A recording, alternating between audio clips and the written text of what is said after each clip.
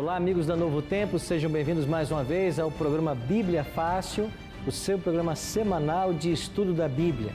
Ao longo destas semanas, estamos estudando o livro do Apocalipse e hoje chegamos aos capítulos 5 e 6 e vamos aprender um pouquinho mais a respeito dos 7 selos do Apocalipse. Eu queria aproveitar e fazer um convite muito especial para você. Esses temas que estamos estudando aqui no Bíblia Fácil, a começar do sábado à tarde, depois nos outros dias, nos horários alternativos, também em nossas igrejas estamos estudando esse mesmo tema nos domingos à noite. Você está convidado a visitar uma igreja adventista perto da sua casa. E o mesmo tema que estamos aprendendo aqui, você também vai poder estudar nessa igreja, numa classe toda especial, onde você poderá tirar as dúvidas caso você tenha sobre esse assunto. Aproveita para pedir também a revista, que é o nosso guia de estudo. Você pode ligar para o nosso telefone 0 operadora 12 21 27 3121 ou acessar a nossa página na internet novotempo.com/Bíblia Fácil. Assim você pode acompanhar através da revista na TV e também numa igreja perto da sua casa. Agora vamos então ao nosso estudo de hoje e vamos aprender, como eu já antecipei para vocês, a respeito dos 7 selos do Apocalipse. Agora, antes de começarmos o estudo, quero convidar você e você que está nos acompanhando em casa para orarmos. E mais uma vez pedimos a direção de Deus para o estudo que agora nós teremos. Pai Santo, buscamos a Tua face mais uma vez para Te suplicar que esteja ao nosso lado agora, nesse momento de estudo da Tua Palavra. Que o Teu bom e Santo Espírito abra a nossa mente à compreensão e o nosso coração à aceitação da Tua vontade para a nossa vida. E que na abertura destes selos possamos ver a mão do Todo-Poderoso guiando a história e os negócios da humanidade. Fica conosco agora, com cada amigo que em casa nos assiste também. É a nossa oração, em nome e por amor de Jesus. Amém. Semana passada estudamos a respeito do trono de Deus. Estão lembrados? Deus sentado no seu trono, ao redor dele 24 tronos, e nestes sentados 24 anciãos, 4 seres viventes, com olhos por diante e por detrás. Falamos sobre o que eles significam. E agora, no capítulo 5, nós temos uma continuidade da visão. Olha o que diz o verso 1.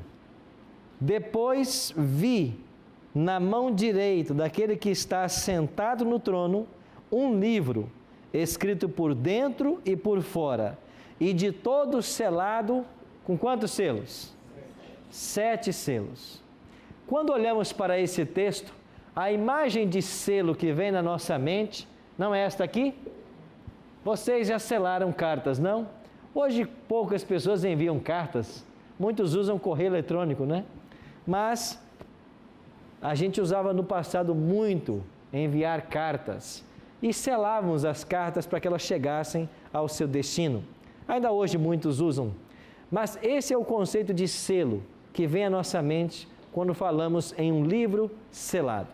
Mas nos tempos bíblicos, um selo tinha uma conotação diferente, não se parecia com o que nós temos hoje. Mas esse livro selado com 7 selos pode ser também traduzido como um rolo selado com 7 selos. Livro ou rolo, a palavra é a mesma. E assim era um selo nos tempos bíblicos. Esse selo geralmente era colocado para impedir de que o objeto fosse aberto. E aqui no Apocalipse está sendo contemplada uma cena em que existem 7 selos. E esses selos estão guardando o conteúdo desse livro. Um livro selado com 7 selos. Agora João continua a descrição no versículo 2. Vi também um anjo forte que proclamava em grande voz: quem é digno de abrir o livro e de desatar os selos? Ora, nem no céu, nem sobre a terra, nem debaixo da terra, ninguém podia abrir o livro, nem mesmo olhar para ele. E eu chorava muito, porque ninguém foi achado digno de abrir o livro, nem mesmo de olhar para ele. Aqui é uma cena interessante João começa a chorar, porque ninguém podia abrir o livro selado. Parece que era muito importante que esse livro fosse aberto. Nós entendemos de que esse livro contém a história das nações, a história do povo de Deus ao longo das eras. E se esse livro pudesse ser aberto, nós conheceríamos a história do povo de Deus em todas as eras. Cada selo fala sobre isso, sobre um período da história. O Apocalipse tem vários grupos de 7. Nós já estudamos aqui sobre as 7 igrejas, estão lembrados? Agora chegamos aos 7 selos. Depois virão 7 trombetas. Depois 7 pragas. Então há várias categorias de 7 no Apocalipse. Quando estudamos as 7 igrejas, vocês se lembram que estas 7 igrejas representavam 7 períodos pelos quais o povo de Deus passaria? Aqui nos 7 selos é a mesma coisa. E esses 7 selos estão em paralelo com as 7 igrejas. As datas coincidem, os eventos coincidem, só que como a profecia é uma verdade que se amplia, a abertura dos selos trará para nós informações que as 7 igrejas não trouxeram. Então João chorava muito. Era importante que esse livro fosse aberto, que os selos se rompessem, mas ninguém foi achado digno. E enquanto João chorava, o que aconteceu? Verso 5. Todavia, um dos anciãos me disse: não chores, eis que o leão da tribo de Judá, a raiz de Davi, venceu para abrir o livro e os seus 7 selos. Então vi no meio do trono e dos 4 seres viventes e entre os anciãos, de pé, o quê? Um cordeiro, como tendo sido morto. Ele tinha 7 chifres, bem como 7 olhos, que são 7 Espíritos de Deus enviados por toda a terra. O anjo disse assim para João: não chores, a raiz de Davi, o leão da tribo de Judá, ele vai abrir os selos. Mas quando ele se volta, ele vê o quê? Um cordeiro. Interessante que foi dito para ele que seria o leão, mas quando ele se volta, ele vê o cordeiro. Por que ele vê agora o cordeiro como tendo sido morto? Porque este leão que reina, que pode abrir os selos, ele só reina e só pode abrir os selos porque um dia ele morreu. Um dia ele foi cordeiro.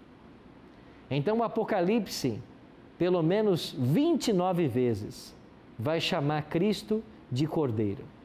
Vai ser usada a expressão cordeiro para Jesus aqui no Apocalipse pelo menos 29 vezes. E agora, um dos seres viventes diz assim: veio, pois, e tomou o livro da mão direita daquele que estava sentado no trono. O cordeiro pegou o livro nas mãos de Deus. E quando tomou o livro, os 4 seres viventes e os 24 anciãos prostraram-se diante do cordeiro, tendo cada um deles uma harpa e taças de ouro cheias de incenso, que são as orações dos santos, e entoavam novo cântico dizendo: digno és de tomar o livro e de abrir os selos, porque foste morto, e com o teu sangue compraste para Deus os que procedem de toda tribo, língua, povo e nação. Olha que interessante.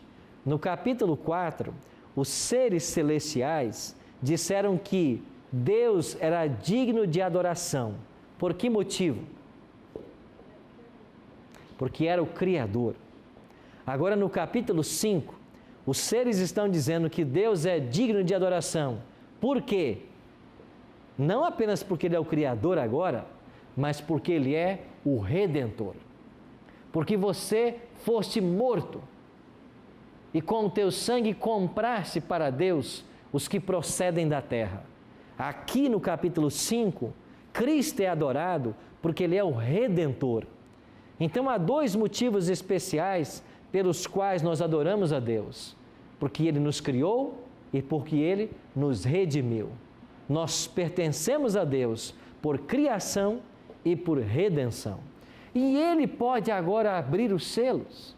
E então o Cordeiro, que também é chamado o leão da tribo de Judá, que também é chamado a raiz de Davi. Por que essa expressão raiz de Davi? Porque Cristo é um descendente de Davi. Ele é da linhagem davídica. Então, esse Cristo, que foi morto como um Cordeiro de Deus, como disse João Batista em João 1:29, eis o Cordeiro de Deus que tira o pecado do mundo. Então, esse Cordeiro pode abrir, e agora Cristo vai começar a abertura dos selos. Então, chegamos ao capítulo 6. O capítulo 5 é a cena introdutória para ver quem podia abrir o livro. E o capítulo 6 descreve a abertura dos 7 selos. Verso 2. Quando é aberto o primeiro selo, diz assim o verso 2: Vi, e eis que um cavalo branco, e o seu cavaleiro com um arco, foi-lhe dado uma coroa, e ele saiu vencendo e para vencer. Eu disse para vocês de que há um paralelo entre as 7 igrejas e os 7 selos. Lembram-se como se chamava a primeira igreja? Éfeso. E nós falamos que a igreja de Éfeso foi caracterizada por um período de quê? Pureza apostólica, doutrinária. Era a igreja que tinha como membro os discípulos. Eles mantiveram a verdade pura de Deus no primeiro século. João voltou da ilha de Patmos e liderou a igreja de Éfeso até a sua morte. Agora, quando o Cordeiro abre o primeiro selo, aparece um cavalo branco. Na Bíblia, símbolo de pureza. E ele sai vencendo e para vencer. Ou seja, este cavaleiro com este cavalo branco, ele está fazendo alusão ao mesmo período da primeira igreja, que vai do ano 31 da morte de Cristo até o ano 100. Neste período você tem uma igreja vitoriosa. Chegamos a ter 6 milhões de cristãos no primeiro século. E aqui você tem pureza e fidelidade à Bíblia. Então o cavalo branco representa essa pureza, a abertura do primeiro selo. Ou seja, quando Cristo abre o primeiro selo desse livro, Ele está descrevendo a primeira etapa da igreja cristã. Ou seja, ela será um período de pureza, de doutrina pura, de igreja vitoriosa, igreja que cresce. Então isso está em paralelo com a igreja de Éfeso. Agora o Cordeiro abre o segundo selo, verso 4. E quando o segundo selo é aberto, qual é a cor do cavalo que aparece agora? Vermelho. E quando esse cavalo vermelho surge, diz o versículo 4, diz aí que o seu cavaleiro foi-lhe dado tirar a paz da terra, para que os homens se matassem uns aos outros. Também lhe foi dada uma grande espada. Quando vem à sua mente o cavalo vermelho, você pensa em quê? Sangue. Exatamente.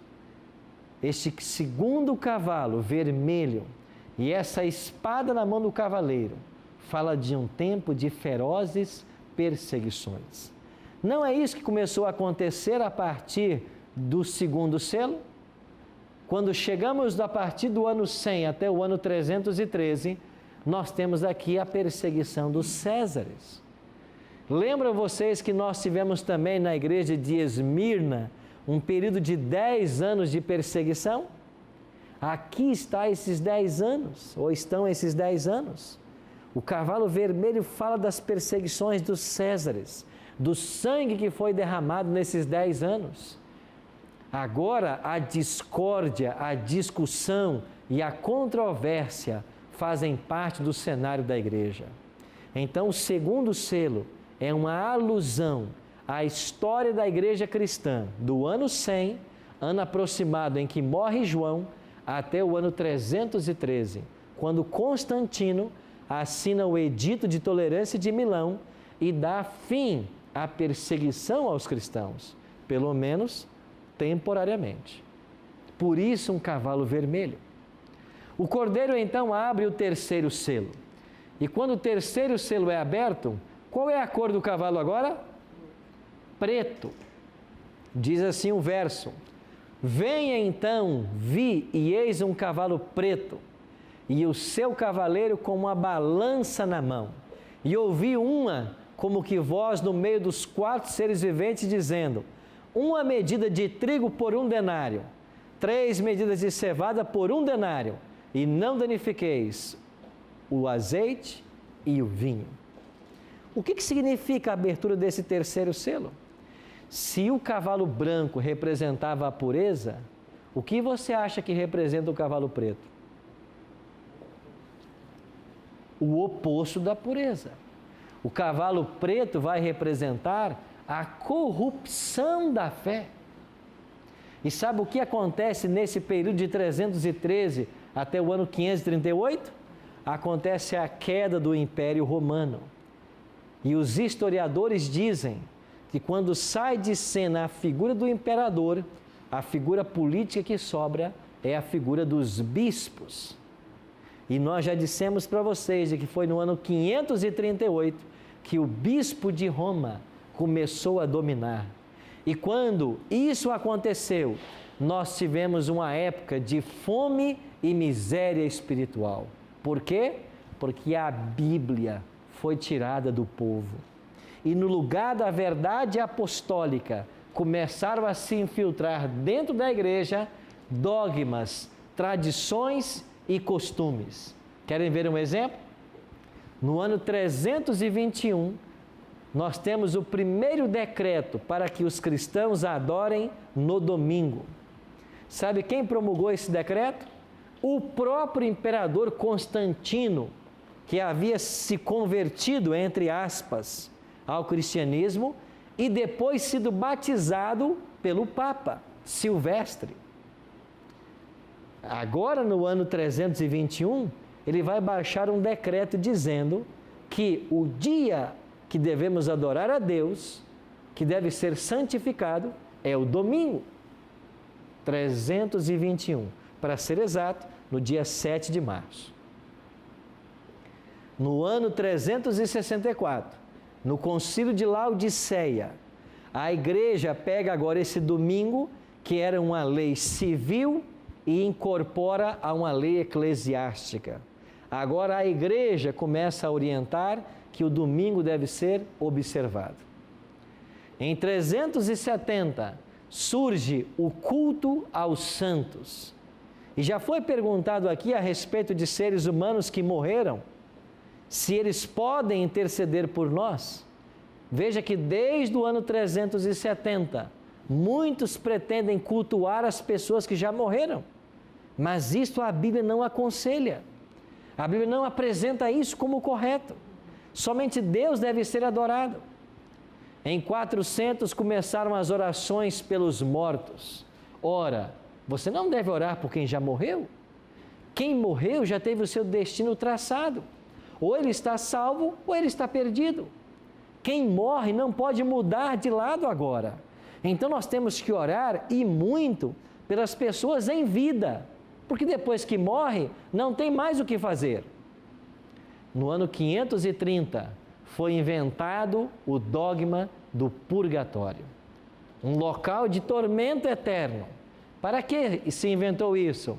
Para que através do medo levasse as pessoas à religião, à obediência, à submissão à igreja. Nós iremos para o intervalo e quando voltarmos, vamos continuar falando desse período de degradação da fé e dos costumes que começaram a entrar dentro da igreja, caracterizados por esse cavalo preto. Já já estaremos de volta.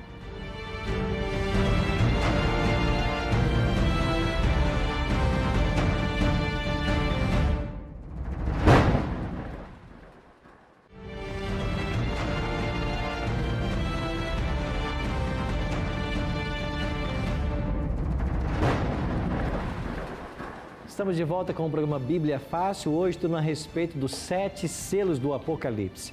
Se você deseja receber essa revista em sua casa para acompanhar os nossos estudos, você pode solicitá-la através do nosso telefone 0 operadora 12 21 27 3121. Lembrando sempre que você deve ligar em horário comercial. Ou você pode acessar a página do programa na internet, novotempo.com/Bíblia Fácil.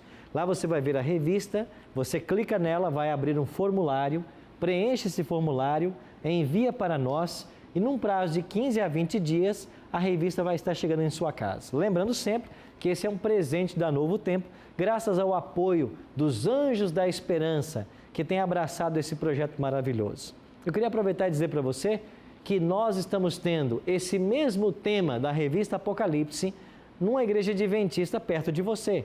Então entra no site encontreumaigreja.com.br, descubra uma igreja adventista perto de você e nos domingos à noite nós estamos aprendendo mais sobre esses temas. Procure uma igreja, tire suas dúvidas, conheça mais a respeito da palavra de Deus. Quando terminamos o primeiro bloco, nós falávamos da abertura do terceiro selo, um cavalo preto. E esse cavalo preto falava da corrupção da fé, de vários dogmas que entraram dentro da igreja cristã. E nós tínhamos uma pergunta do Guilherme. Doutor Guilherme, por favor. Pastor, o Novo Testamento terminou de ser escrito por volta do ano 100. Ok? Com a morte de João. De João.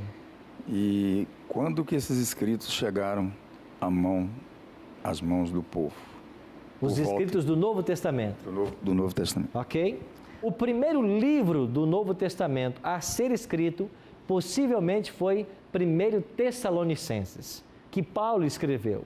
Nós estamos falando mais ou menos do ano 50, cerca do ano 50. Então aí está sendo produzido o primeiro livro.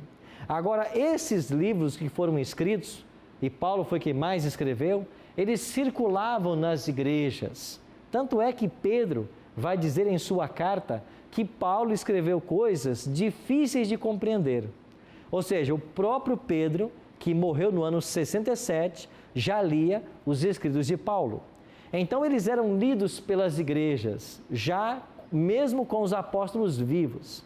Então eles foram escritos e endereçados às igrejas. Por exemplo, Paulo escreveu aos Coríntios. Essa carta foi para a igreja de Corinto e eles leram essa carta lá.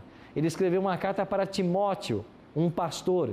Timóteo recebeu a carta, leu, depois tornou conhecido da igreja. E elas foram compondo o que nós chamamos de cânon do Novo Testamento. Os evangelhos também foram escritos depois do ano 50, 60. O certo é que quando termina o primeiro século, todos os 27 livros já estão escritos. Eles já eram usados na época e depois foram difundidos para outras igrejas também, porque foram se fazendo cópias de cópias de cópias. Não sei se respondi sua pergunta.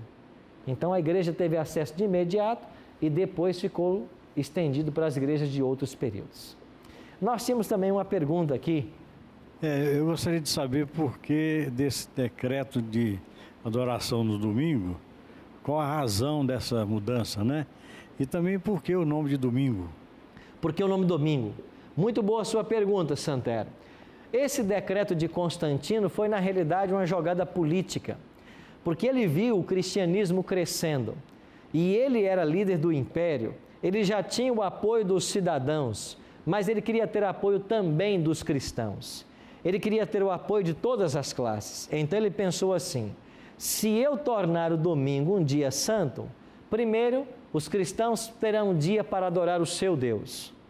Segundo, eu vou continuar homenageando o Deus principal do império, que era o Deus Sol.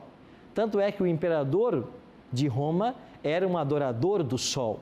E em inglês, a palavra domingo quer dizer isso, né? Sunday, dia do Sol. Mas no latim, por exemplo, que é a primeira versão da Bíblia que nós vamos ter vai ser para a língua latina, a expressão foi traduzida como Domini, que quer dizer do Senhor. Então, era o dia do Senhor imperador.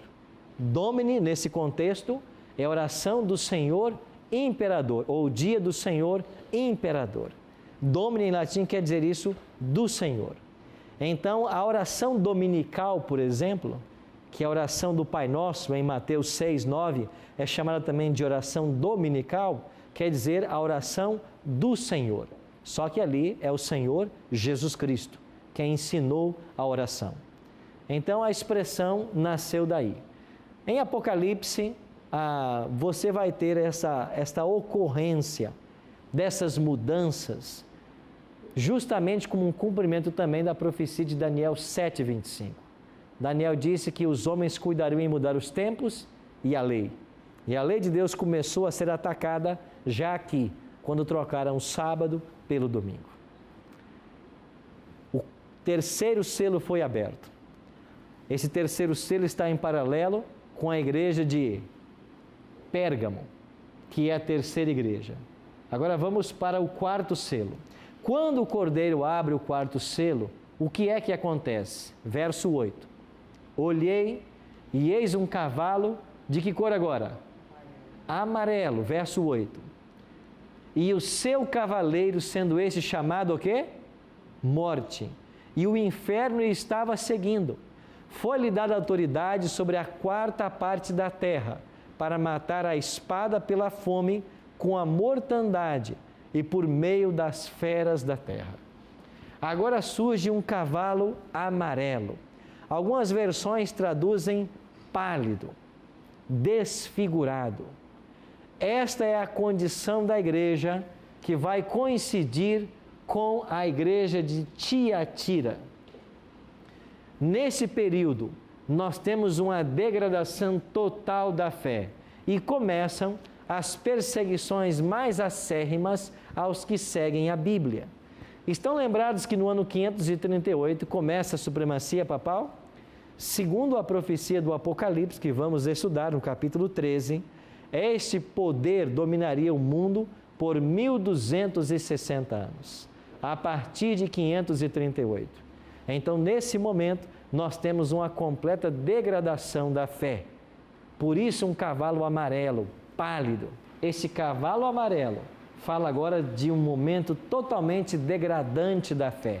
Perseguição aos que seguem a Bíblia. E continuam os dogmas vindo parar dentro do cristianismo. Estamos falando de atos que foram instituídos pelo sistema papal e que levou a fé à sua degradação completa. Por isso o cavalo amarelo. Agora, chegamos à abertura do quinto selo. Quando é aberto o quinto selo, o que ocorre? Verso 9. Quando ele abriu o quinto selo, vi debaixo do altar as almas daqueles que tinham sido mortos por causa da palavra de Deus e por causa do testemunho que sustentavam. A primeira leitura que nós fazemos desse texto, fica uma dúvida muito grande. Almas debaixo do altar, que altar a Bíblia se refere? Nos dias do santuário que Moisés construiu, havia lá também um altar onde as ofertas eram queimadas. E a base desse altar, o sangue dos animais era derramado. Agora, na abertura do quinto selo, é evocada uma cena do santuário. E o sangue dos mártires, a exemplo daquelas ofertas, daqueles animais, que também foi derramado por amor a Cristo, está clamando por justiça. Aqui não devemos entender a alma num contexto popular dos dias de hoje, como algo que o ser humano tem e que na morte se separa dele. Isso não é bíblico. O que a Bíblia ensina é que o ser humano é uma alma. Ele não tem uma alma, ele é uma alma. E quando a pessoa morre, morreu a alma. A alma é mortal, diz a Bíblia, a despeito que muitos ensinem a mentira que a alma é imortal. A Bíblia declara claramente em Ezequiel: a alma que pecar, essa morrerá. A alma morre e a alma é a própria pessoa. Então, na Bíblia é usado esses termos de forma sinônimas. Então vem a resposta no versículo 11. Então, a cada um deles foi dada uma vestidura branca. E lhes disseram que repousassem ainda por pouco tempo, até que também se completasse o número dos seus conservos e seus irmãos, que iam ser mortos como igualmente eles foram. O que aconteceu então foi dito para eles: ainda faltam outros mártires morrerem, até que o número se complete. Então a justiça será feita. Pois bem, amigos, estas almas debaixo do altar, na abertura do 5º selo, falam para nós de um período de 1517 a 1798. Quando, nesse período, mesmo após a Reforma Protestante, que foi em 1517, muitos ainda tiveram suas vidas ceifadas por amor a Cristo. Chegamos então à abertura do 6º selo. Olha o que diz o Apocalipse no verso 12. Vi quando o Cordeiro abriu o 6º selo, e sobreveio grande terremoto. O sol se tornou negro como saco de crina, a lua toda como sangue. As estrelas do céu caíram pela terra como a figueira, quando abalada por forte vento, deixa cair os seus figos. Quando o 6º selo é aberto, nós temos um grande terremoto, um sinal no sol, um sinal na lua e a queda das estrelas. 4 eventos são descritos na abertura do 6º selo. Em que momento o 6º selo se abriu? Cristo também falou sobre ele. Olha o que disse Jesus em Mateus 24, 29. Logo em seguida a tribulação daqueles dias, o sol escurecerá, a lua não dará a sua claridade, as estrelas cairão no firmamento e os poderes do céu serão abalados. Perceba que Jesus fez a mesma descrição que o 6º selo está fazendo.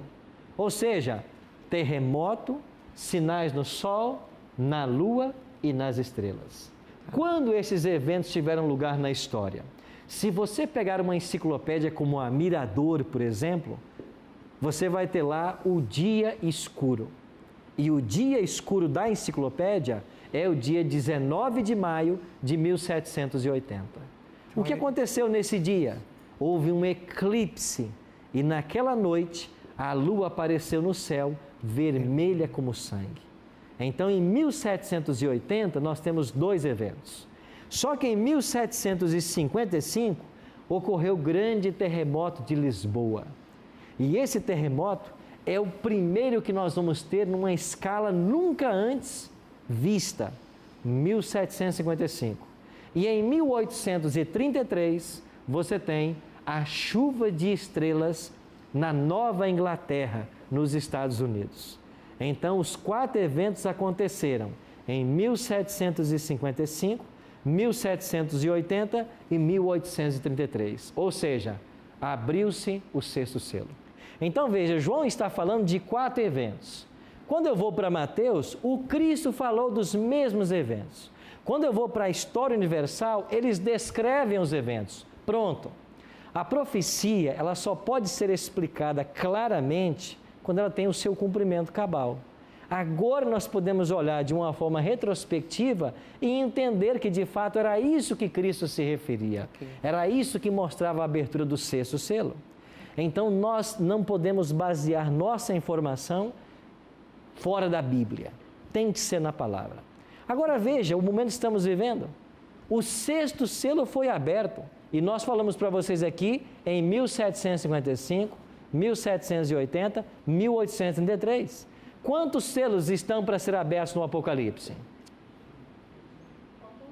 Falta um, são 7. Ou seja, o que vai acontecer então na abertura do 7º selo? Então olha aqui o capítulo 8, verso 1. Quando o Cordeiro abriu o 7º selo, houve silêncio no céu por quanto tempo? Meia hora. Agora, por que é que nós saímos do capítulo 6 e fomos para o capítulo 8 para abrir o 7º selo? Você tem um parêntese entre o 6º e o 7º selo. E qual é esse parêntese na Bíblia? É todo o capítulo 7. Por que é que está esse capítulo nessa posição? Porque olha o que diz o capítulo 6, versículo 14 em diante. O céu recolheu-se como um pergaminho quando se enrola. Eu estou lendo o Apocalipse 6, 14. Todos os montes e ilhas foram movidos do seu lugar. Os reis da terra, os grandes, os comandantes, os ricos, os pobres, os livres e escravos, se esconderam nos penhascos dos montes e disseram aos montes e aos rochedos: caí sobre nós, e escondei-nos da face daquele que se assenta no trono e da ira do Cordeiro, porque chegou o grande dia da ira deles. E quem é que pode suster-se? Que evento o Apocalipse está descrevendo aqui? A própria volta de Cristo. Quando Cristo voltar, os céus se enrolarão como um pergaminho, os montes e ilhas serão movidos dos seus lugares. Agora, antes que Cristo volte, é feita uma pergunta: quem é que pode suster-se? Resposta, o capítulo 7. Quem é que vai escapar? Os 144 mil. Quem são eles? Ah, mas eu nunca ouvi falar isso na minha igreja. A sua igreja está ensinando Bíblia? Você vai para a igreja para aprender Bíblia? O que está acontecendo na igreja? O seu pastor, o seu sacerdote, o seu missionário, ele está parando com você para estudar a Bíblia? O que você faz na igreja no tempo que você fica lá? E esse é um problema. Nós temos milhares de pessoas indo para as igrejas. E elas chegam nas igrejas, elas fazem qualquer outra coisa, menos estudar a Bíblia. Nunca ouviu sobre os 144 mil? Mas está aqui na Bíblia. Por que nunca me ensinaram? Porque talvez a igreja tua não está ensinando a Bíblia. Mas então abre-se o 7º selo. E quando o 7º selo se abre, o que acontece no céu? Silêncio. Por quanto tempo? Meia hora. Eu já disse para vocês de que um dia em profecia equivale a quê? Um ano literal. Eu não dei os textos para vocês, né? São 2 textos que embasam essa interpretação bíblica. É Números 14, 34 e Ezequiel 4, 6 e 7. Números 14, 34 e Ezequiel 4, 6 e 7 explicam o princípio dia-ano. Um dia profético equivale a um ano literal. Agora, por que é que o céu vai estar em silêncio meia hora? Temos que deixar que a Bíblia responda, não que alguém invente. Então, deixa que Cristo responde. Olha o que Jesus disse em Mateus 25, 31. Quando vier o Filho do Homem na sua majestade e todos os anjos com ele, então se assentará no trono da sua glória. Quando Cristo voltar, que é a abertura do 7º selo, o último que falta, quantos anjos virão com ele? O que disse Cristo? Todos. Se todos os anjos virão com Jesus, como o céu vai ficar? Vazio. Por que há silêncio no céu? Porque não tem mais anjo. E por que eles não estão lá? Porque eles vieram com Cristo. Por quanto tempo o céu vai ficar vazio? Cerca de meia hora. Agora você pega o princípio de interpretação profética e aqui está. Se um dia equivale a um ano, então eu posso dizer que 24 horas, 12 meses. 12 horas, 6 meses. 6 horas, 3 meses. Vamos dividir por 3 agora.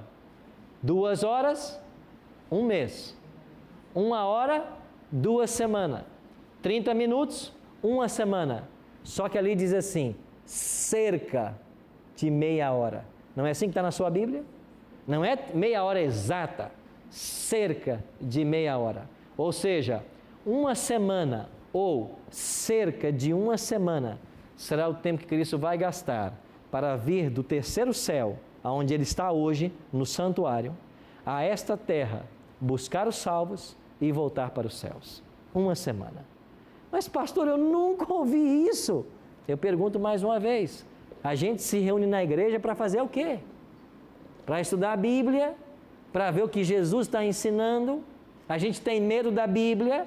Você está confiando em revelações que as pessoas fazem o tempo inteiro, revelações que não têm conexão com nada, que não fazem sentido. Esta é a palavra do Senhor para você? Não, a palavra do Senhor para você é a Bíblia. Deixe que a Bíblia se interprete. Você tem que estudar a Bíblia. Se a igreja que você vai não ensina a Bíblia, você está perdendo o seu tempo. Você tem que estudar a Bíblia. E olha quanta coisa bela a Bíblia tem para nos ensinar. E as pessoas não conhecem isso. Por que não? porque aqueles que deviam ensinar não estão ensinando. Pastor, então com base aqui nessa meia hora, então até Jesus vir com os anjos e no vídeo de glória nos buscar, então todo esse processo vai demorar 7 dias até a gente chegar no céu. Cerca de uma semana, exatamente. Então demoraria 7 dias para a gente chegar no céu. Ele vir e voltar. E voltar, o processo todo, então. Todo o processo, porque é o céu em silêncio. E o céu fica em silêncio quando eles saem do céu. Muito. Certo? Obrigada. Meus amigos, o grande dia da volta de Cristo se aproxima. Nós estamos vivendo os últimos grãos da ampulheta do tempo. E nós precisamos voltar nossos olhos hoje para o maior evento de toda a história humana. O glorioso dia que Jesus vai voltar. A abertura do 7º e último selo. Por que nós devemos nos preparar para esse dia? Por que a nossa vida deve estar rendida a esse Deus? Lembra no capítulo 4? Porque tu criaste todas as coisas. Lembra do capítulo 5? Porque com o teu sangue compraste para Deus. Quem foi digno em todo o universo de abrir os selos? O Cordeiro. E por que ele foi digno? Porque ele morreu. Tu morrestes. E com o teu sangue compraste para Deus os que procedem de toda tribo, língua, povo e nação. Nós pertencemos a Cristo. Ele é o ser digno. A nossa adoração deve ser dele. A nossa vida tem que ser dele. Será que eu estou falando para alguém nesta hora que se sente sábio demais para dar espaço para Deus no coração? Será que eu estou falando agora para um homem de negócios que conquistou um patrimônio financeiro extraordinário? Você acha que você não precisa de Deus, não é? Pois daqui a pouco, algumas coisas começam a acontecer. Você vai sentir necessidade de um Deus. Ele está aí perto de você, sempre esteve. Estou eu falando para alguém que se declara abertamente ateu, nunca precisou de Deus?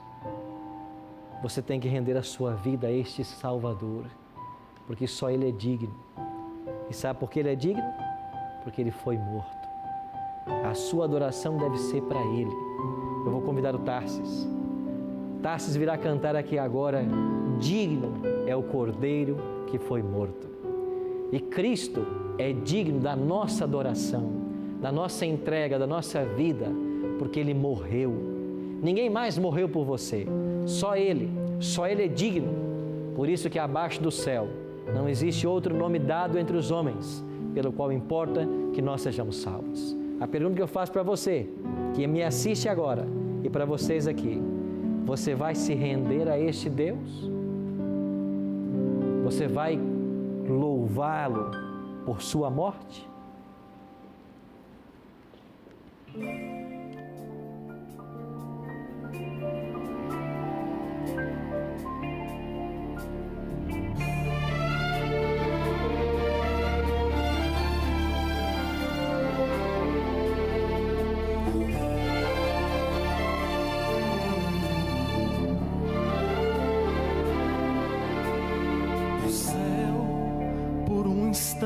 Está em silêncio e o santuário está vazio, pois entre nós desceu para batalhar.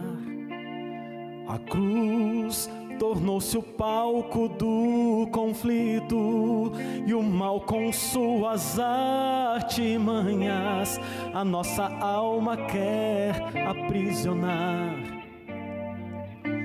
De um lado estão as forças da verdade, Jesus com hostes incontáveis que fazem sua vontade por amor. Do outro aqueles anjos rebelados que lá do céu foram expulsos por transgressão da lei do Criador.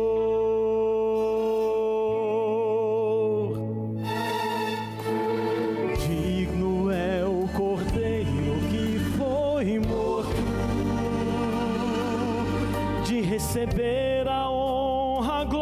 glória e o louvor. O reino deste mundo agora está em suas mãos, pois proclamada foi na cruz a salvação. O acusador foi derrotado e seu domínio retirado, e com poder Jesus para sempre reinará.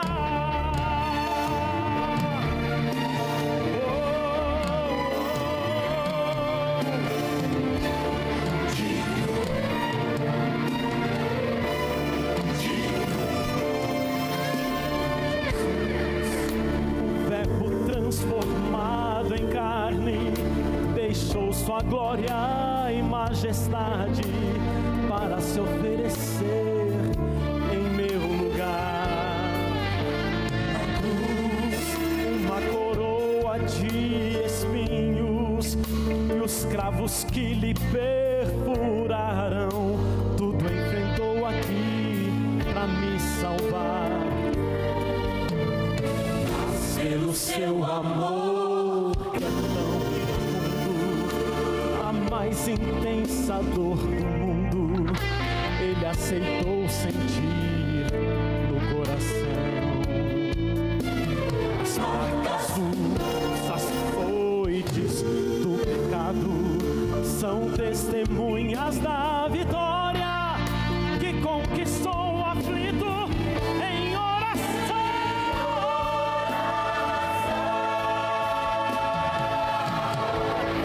Digno é o Cordeiro que foi morto de receber a honra, a glória e o meu e o seu louvor. O reino deste mundo agora está em suas mãos, pois proclamada foi na cruz a salvação.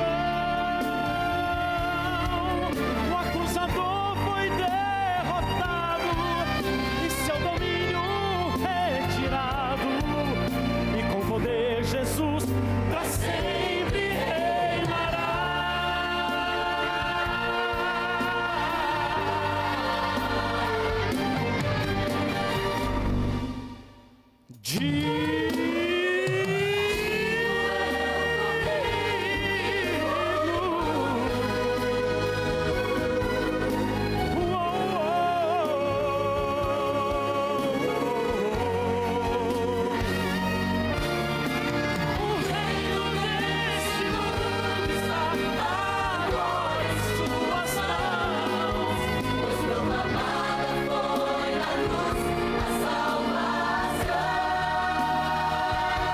O acusador foi derrotado e seu domínio retirado, e com poder Jesus para sempre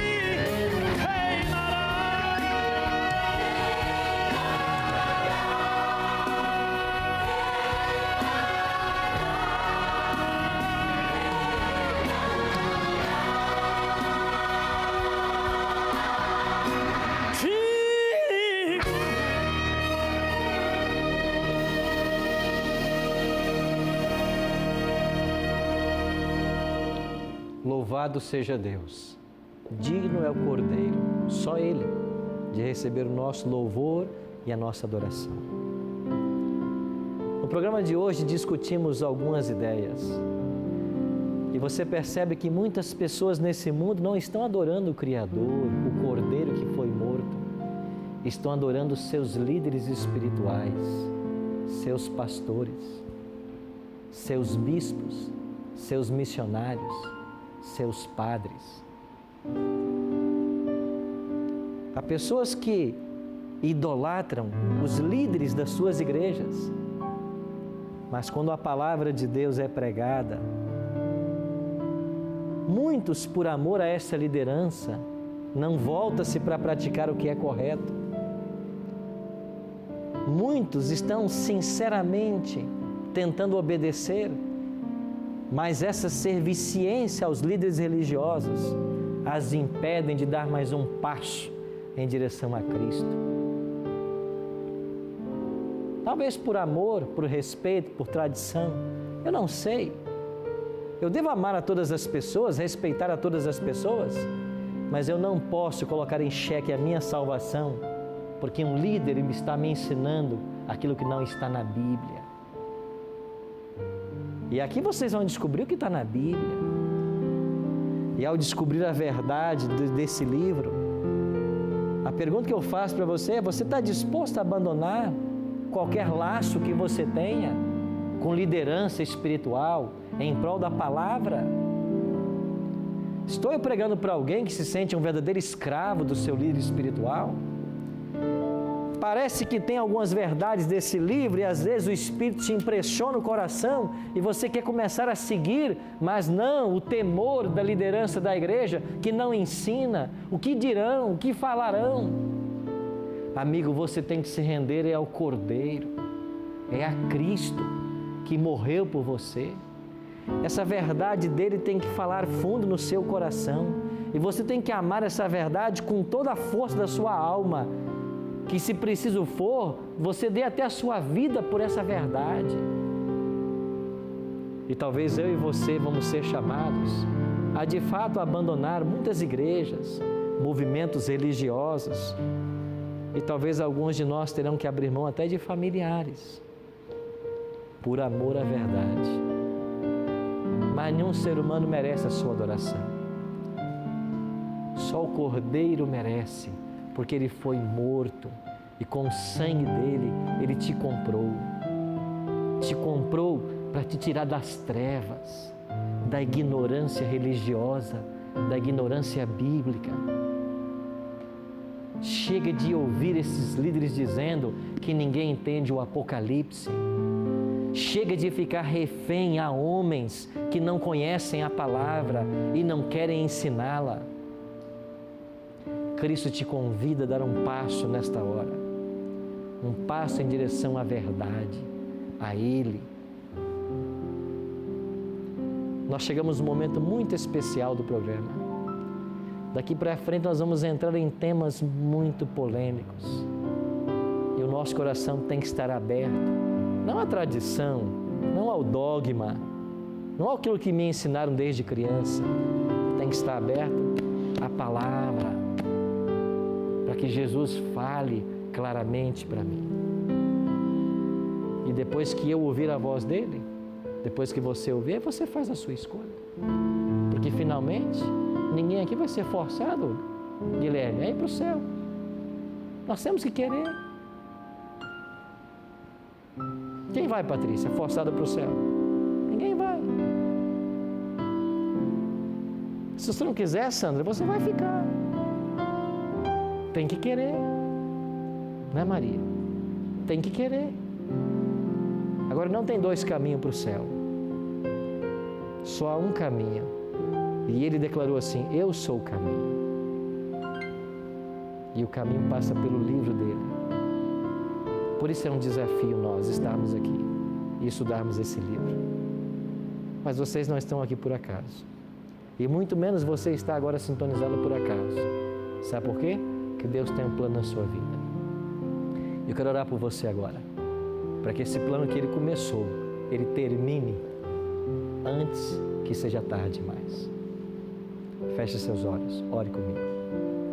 Pai Santo, todo o nosso louvor, toda a nossa glória é dada a Ti nesta hora, porque Tu és o Cordeiro que foi morto e com o Teu sangue nos comprastes.